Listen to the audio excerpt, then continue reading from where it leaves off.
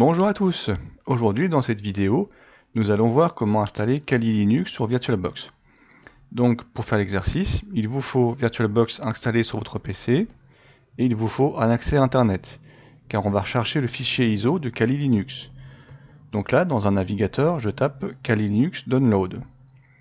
Je trouve ici le premier site, Kali Linux, c'est le site officiel, kali.org. Je clique sur Get Kali. Là, je descends un peu. Moi, je vais choisir installeur image parce que je veux le fichier ISO. Je ne veux pas une machine virtuelle déjà prête. Donc, je clique dessus. Là, je descends un petit peu et je choisis installeur ici. Et je clique sur téléchargement. Là, on voit que le téléchargement se lance.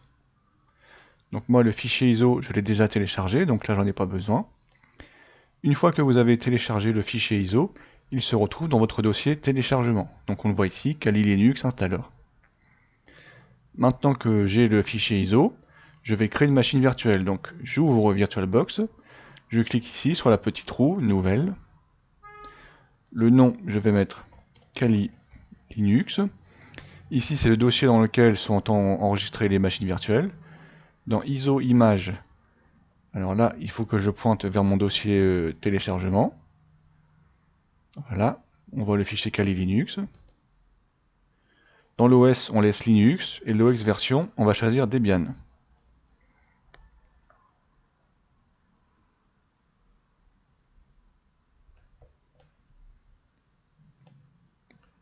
Voilà, Debian, l'OS version. Debian, on va mettre Debian 12. Alors ici, il y a la case Proceed with Unattended Installation. Elle doit être décochée. J'appuie sur Suivant. Pour la mémoire vive, je vais lui mettre 4 Go, c'est-à-dire 4096. Le nombre de CPU, je vais lui en mettre 2. Et l'espace disque, je vais lui mettre 50 Go. J'appuie sur Suivant. Et j'appuie sur Finish. Là, on voit ici la machine Kali Linux. Je clique dessus et j'appuie sur Démarrer. La machine virtuelle va se lancer. On attend un petit peu.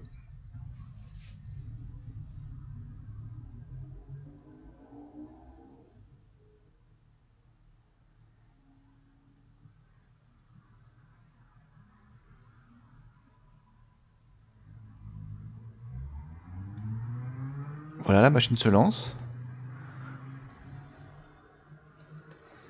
Alors ici, c'est le menu d'installation de Kali Linux.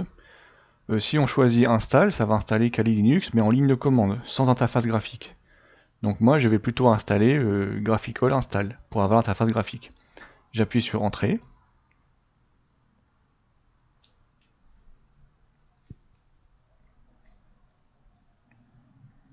L'installation démarre.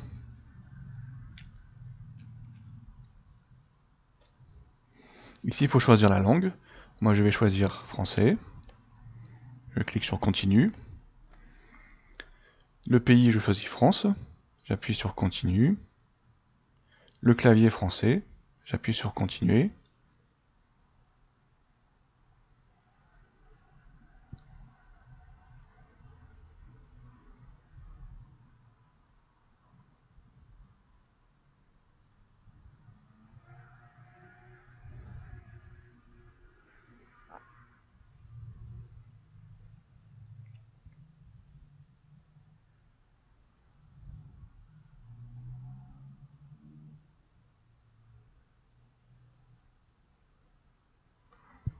Il faut attendre un petit peu, il fait ses installations de base.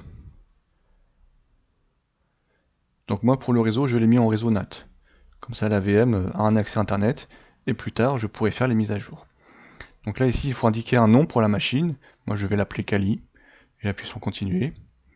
Ici, dans Configurer le réseau pour le domaine, là, je ne mets rien pour le domaine. Et là, il faut créer un nom pour le nouvel utilisateur.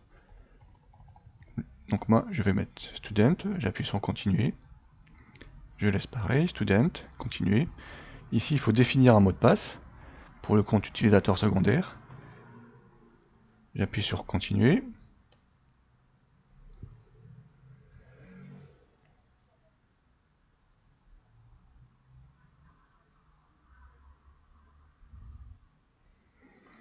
Alors de base, sur Kali Linux, on n'a pas accès au compte root, enfin on n'a pas le mot de passe. Par contre, on crée un utilisateur secondaire, là l'utilisateur que j'ai créé student, et celui-ci, il a les droits sudo. Donc il peut effectuer des tâches qui sont réservées à l'administrateur. Alors ici, je choisis de assister, utiliser un disque entier. J'appuie sur continuer. Là, c'est le disque dur que j'ai paramétré qui s'affiche. J'appuie sur continuer. Ici, je choisis tout dans une seule partition, recommandé pour les débutants. J'appuie sur continuer. Là, ici, je choisis terminer le partitionnement et appliquer les changements. J'appuie sur continuer. Et ici, il faut cliquer sur oui. Et j'appuie sur continuer.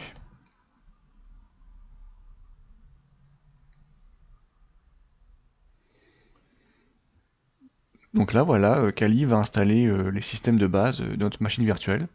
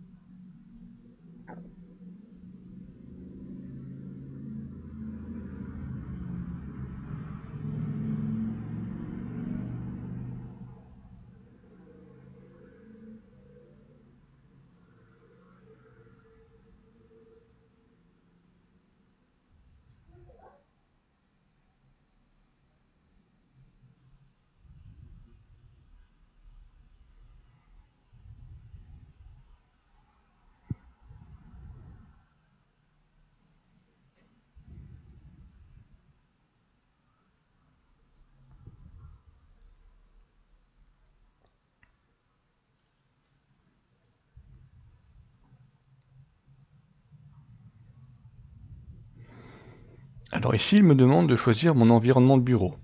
Donc il faut laisser la première case de cocher, et il faut descendre avec les flèches du clavier. On voit que par défaut, XFCE est choisi, donc moi c'est celui que je préfère, donc je vais le laisser.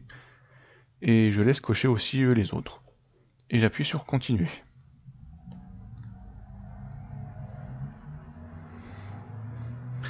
Donc là, Kali Linux va installer les logiciels de base.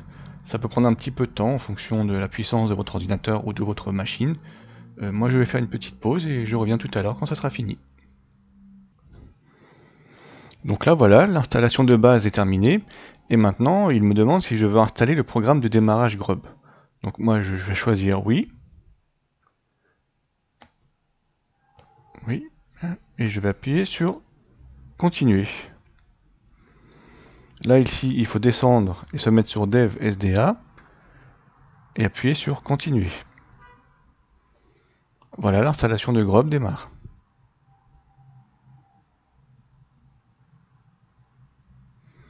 On arrive bientôt à la fin de l'installation de la machine virtuelle. Donc là, voilà, l'installation est terminée. Et maintenant, il faut appuyer sur continuer et la machine virtuelle va redémarrer. Donc j'appuie sur continuer. Voilà, l'installation se termine. La machine virtuelle va ensuite redémarrer.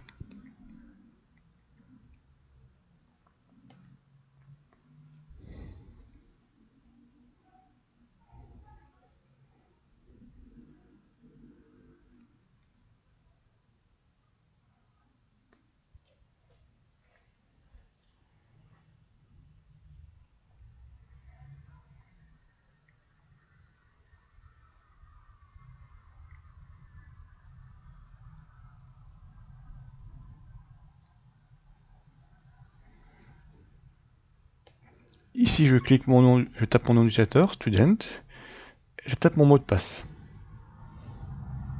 J'appuie sur se connecter. Voilà, la machine virtuelle se déverrouille.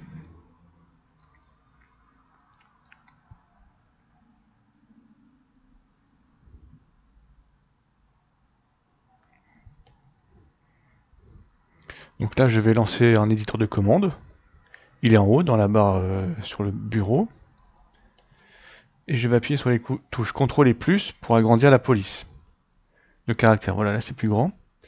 On voit que je suis connecté avec le compte secondaire, mais pas avec le compte route.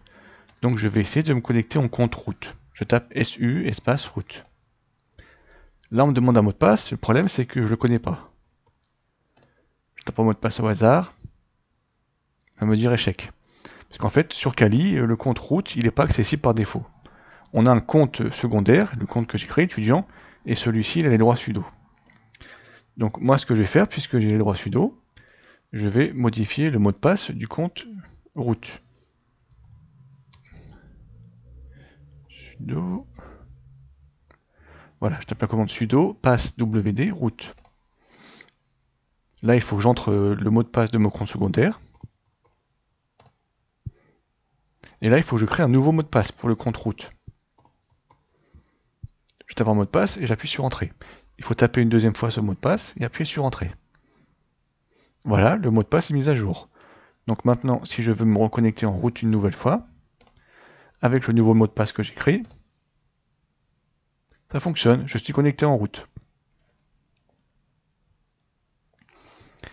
Donc maintenant, ce qu'on devrait faire, parce que là, l'écran est assez petit, on aimerait l'avoir en plein écran. Donc sur VirtualBox, en haut, je vais cliquer sur Écran, mode plein écran, et on voit l'affichage qui passe en plein écran. Si vous voulez changer la disposition, vous appuyez sur la touche CTRL à droite de votre clavier, et la touche F. Et ça va vous changer l'affichage. CTRL et F, voilà. Donc maintenant, ce qu'on peut faire sur la machine virtuelle, c'est installer les mises à jour. pst update. Voilà, il va télécharger des mises à jour. Il me dit que 800 paquets peuvent être mis à jour. Et il faut taper la commande apt upgrade. Là, j'appuie sur oui pour valider, et sur entrée, et le téléchargement démarre. Donc là, il va télécharger les mises à jour qui lui sont nécessaires.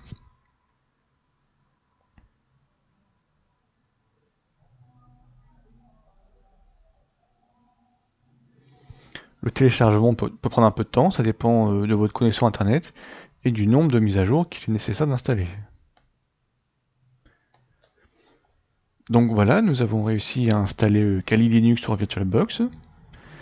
Une fois que les mises à jour seront terminées, il faudra redémarrer la machine pour bien appliquer les mises à jour. En attendant, si vous avez aimé cette vidéo, n'hésitez pas à mettre un like, un commentaire, à vous abonner. Et on se retrouvera une prochaine fois pour une nouvelle vidéo. Merci, à bientôt.